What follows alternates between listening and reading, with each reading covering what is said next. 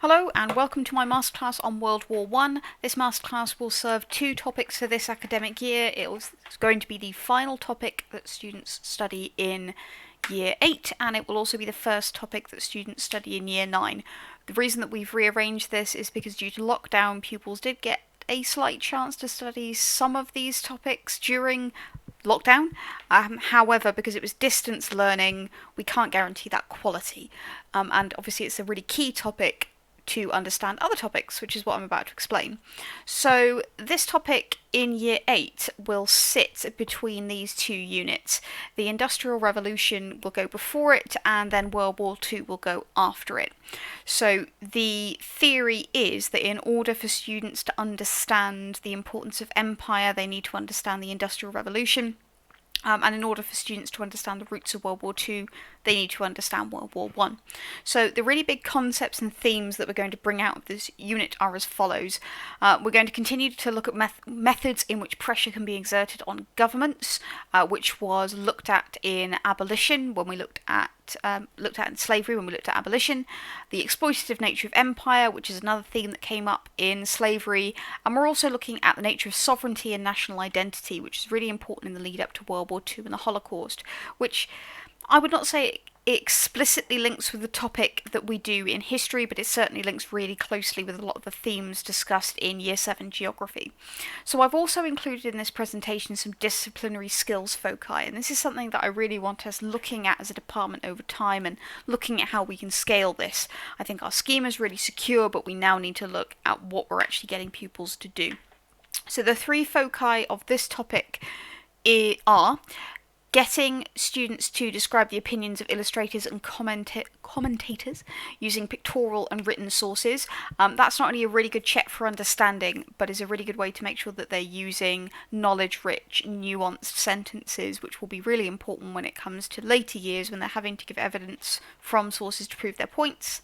That leads into the next one, giving justified reasons for agreement or disagreement with an illustrator's or commentator's or historian's opinion, which links with convincing questions at GCSE, and we're also looking at causation and significance, specifically how and why certain things change.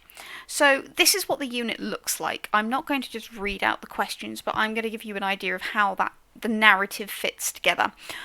So I wanted to start off with around 3 lessons looking at the long and short-term causes of World War One. So you'll do 3 lessons on the actual history, and then you'll actually do a 4th lesson, which will then look at interpretations of World War One, and then will be followed by the first CIA. How far do you agree with the interpretation, whatever it is, about the causes of World War One? They then move on to the actual events of World War One.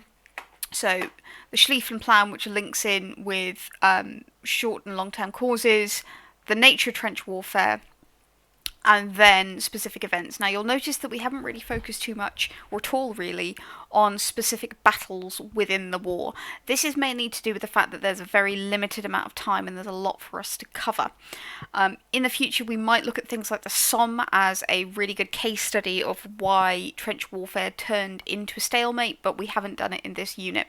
So then next, CIA actually comes quite late in the unit, just down here, why Germany agreed to sign an armistice, and this is designed to allow you to build up all of this. So the stalemate on the Western Front, the breaking of that stalemate, and then finally this idea of Germany signing an armistice. And then the final CIA is after the Treaty of Versailles, which will allow you to set up events and themes really well for going into World War II. This is a really good opportunity as well to talk a little bit about the CIAs and the common format that we'll be using in history. So each of the CIAs will aim to answer a key question, or answer a key question with a slightly different activity. So this is an example, or this is the example of the Armistice CIA that pupils will be doing second.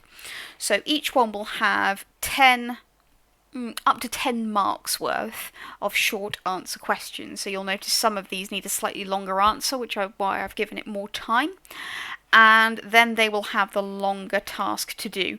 The aim is that these CIAs will all take 20 minutes as an absolute maximum. They shouldn't need their own lesson. You should just be able to do all of the prep up to that point. And I'll show you how that feeds into the lessons, and then give pupils the CIA to do. So let's get into the lessons. The first lesson is, or the first two lessons I should say, are looking at the long-term causes of World War One. So you start off by doing a reading, and all of these lessons follow that format of reading, consolidation, activity, and then moving into a piece of writing. And the first thing pupils absolutely need to know is the key dates of World War One, as it will fit in with the narrative as a whole. And by key dates, I literally do mean the beginning and the end of World War One at this point. They also need to understand that the seeds of World War One were actually sown well before 1914. And that's a really important concept for pupils to generally understand in history, that this is a long-term build rather than everything just suddenly exploding in 1914. They'll also look at the main causes of World War One: militarism, alliances, imperialism, and nationalism. Now, the mistakes that we've made in the past with this acronym is we pretty much taught the acronym and that's it. So this year I want us to have three really key foci when looking at that acronym. First of all, ensuring that all pupils can give at least one specific example that demonstrates that principle in action. Making sure that pupils understand how those causes interact with each other, which is the diagram here that pupils will do after the reading. And then finally, how those causes actually led to war. So it's not enough for pupils to just know the acronym, they've got to be able to manipulate and demonstrate them in the real world. So after the long-term causes, you'll then move on to the short-term causes. Once again, you'll do a reading. In this case, you'll have a diagram to fill in, and then you'll have a source to analyse, which is the beginning of that building up towards that discrete skill that I believe you will be looking at in the final CIA. Now, first of all, pupils need to understand the link between the short-term causes and long-term causes, and this idea that if these events in the diagram occurred on their own, it's unlikely that they would have led to war. But one thing that I really, really want to emphasise here, which is really tempting for history teachers when they go into lessons about the short-term causes of World War One, is that we pretty much want to completely avoid the specific events that led up to the assassination of Archduke Franz Ferdinand. We talk about the conflict in the Balkans, we talk about Serbia and Bosnia and their relationship with the Austro-Hungarian Empire. But in the past, we focused on, and then Gavril Princip failed, and so he went to get a sandwich, and no one was lucky, and World War One was started by a sandwich. Because it very simply wasn't started by a sandwich. That's just a hook to try and get pupils to pay attention. So we want to completely avoid that. Otherwise, pupils will just remember the sandwich, and they won't actually remember the important events. What we do want to focus on is that relationship, or that kind of bigger scale relationship between events. So the ultimatum issued by Austria-Hungary, Serbia's reaction to it, Austria-Hungary's reaction to that, and so on. One theme that's really important to explore in this lesson is the idea that certain countries appeared to want war and wanted to use war to further their aims.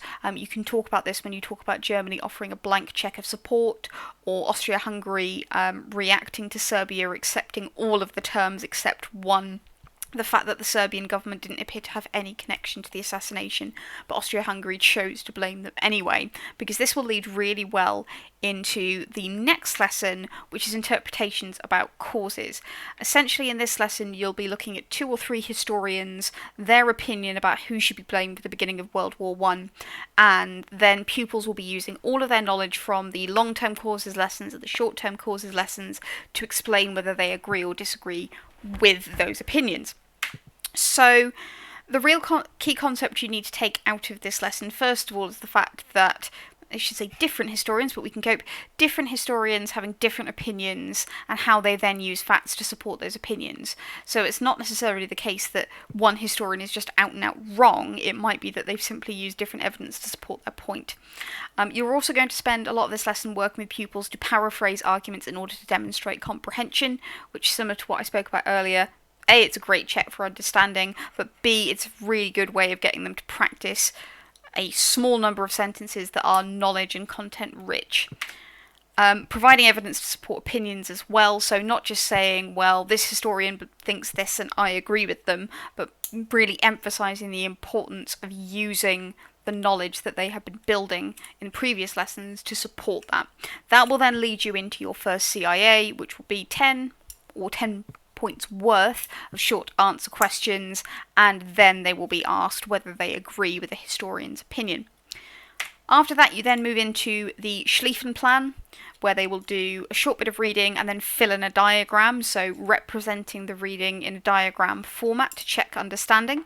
And the key themes that you should be bringing out of this lesson, again, this links back into long-term causes because you can talk about the link between nationalism and overconfidence and hubris, and that being one of the main reasons why the Schlieffen plan was pretty much destined to fail. But this is also a good opportunity for you to first introduce the concept of trench warfare and the idea of trenches being used for defence, but that large-scale trench system appearing on the Western Front as different sides try to outflank each other.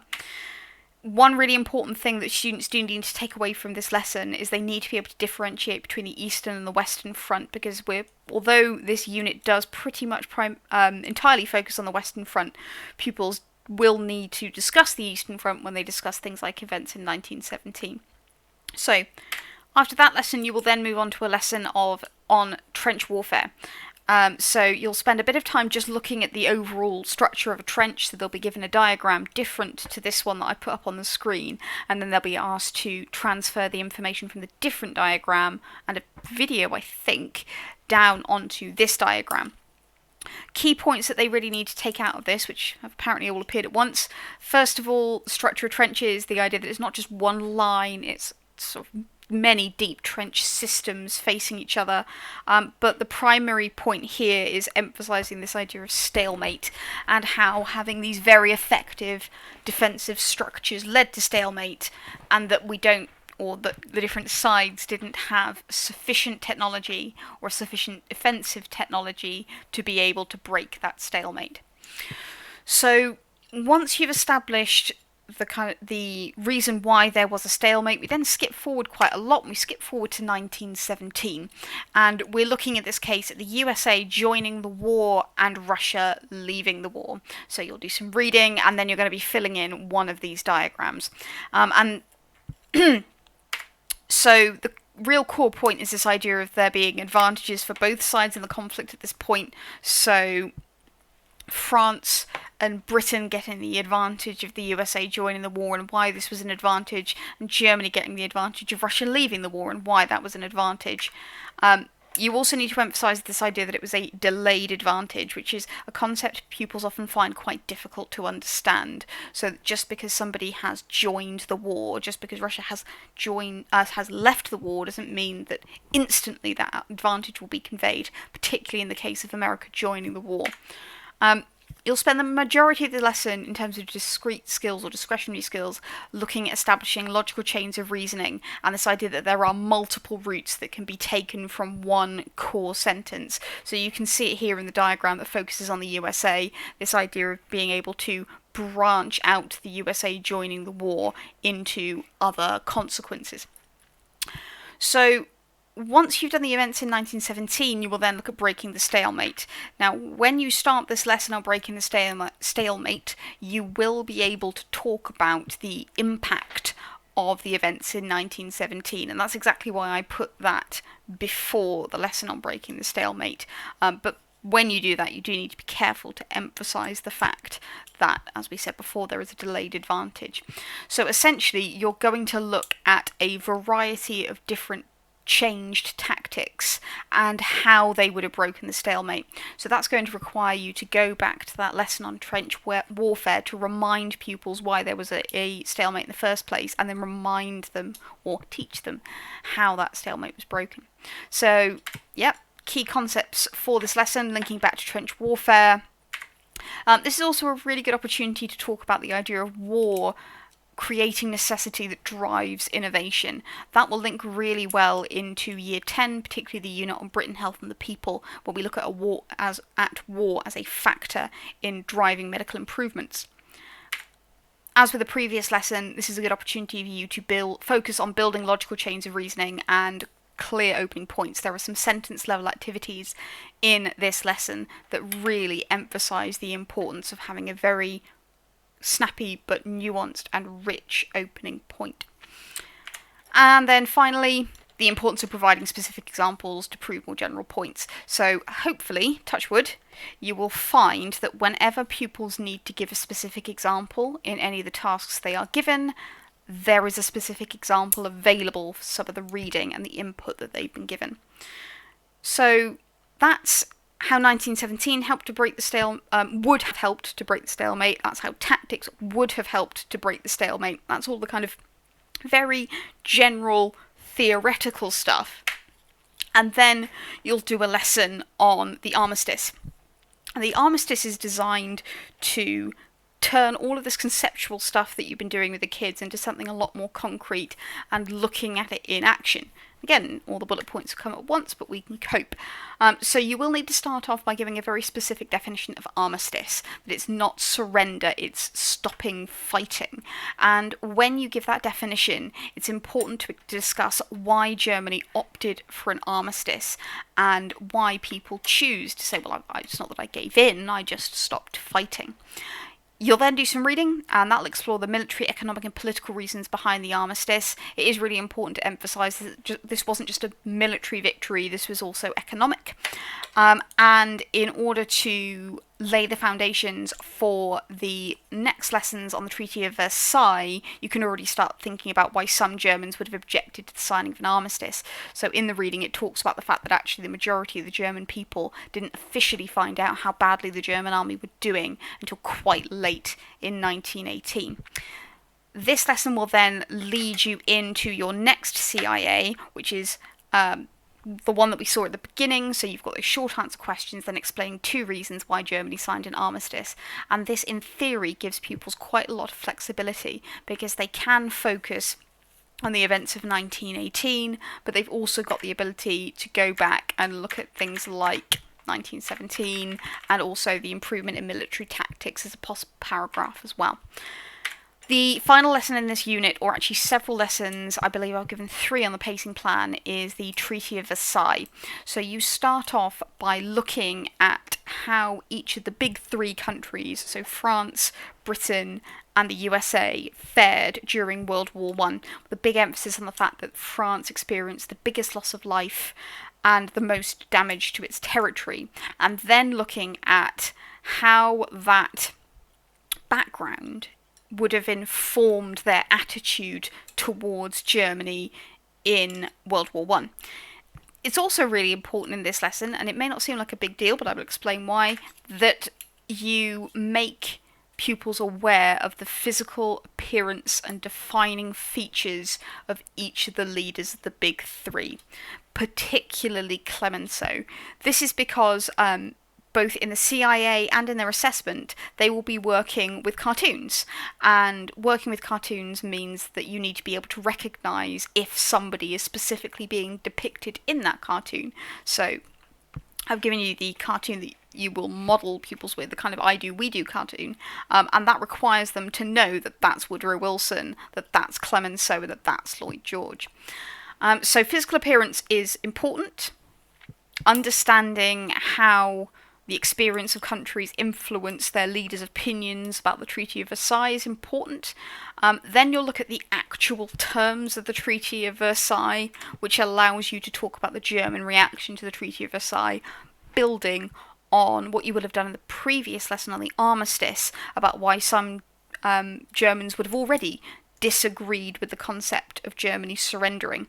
Now, when you talk about the German reaction to the Treaty of Versailles, it's important that you do refer to Wilson's 14-point plan, which is very briefly referred to in the armistice lesson. Essentially, this idea that many German people thought that if they signed an armistice, then Woodrow Wilson would lead the treaty process, and he was in favour of actually being not necessarily lenient, but allowing Germany to keep the Kaiser, allowing Germany to keep the majority of its armed forces, allowing Germany to keep all of its territory, and so on. So the fact that a lot of Germans felt that that was what was going to happen would have then really intensified their resentment when it didn't.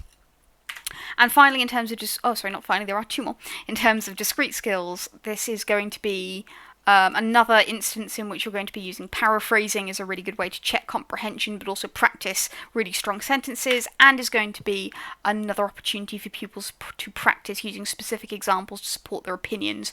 And when I say evidence, I mean both evidence from the cartoons and images they'll be working from, and then evidence from their own knowledge as well. Then students will do their final CIA, which is about the Treaty of Versailles. They'll have those short answer questions, and then they will be analysing an unseen source, which they will have done a few instances of practice on over the course of this unit. So the only other final thing, there we go, to talk about is the recommended reading. All of these are available in department. I really highly recommend World War One: A Short History by Norman Stone, and the definitive visual guide is, I would say it looks as though it's aimed at a younger audience, but actually it's got a huge amount of depth. I've used it as the foundation for quite a few of the readings within this unit. And They Shall Not Grow Old is going to be one of the DVDs that we show in Humanities Film Club as well. So that's the masterclass. If at any point you've got any questions, or if there's anything that you would like me to clarify, please do either send me an email or pop in and see me, and I'm happy to go through it with you. Okay, thank you very much.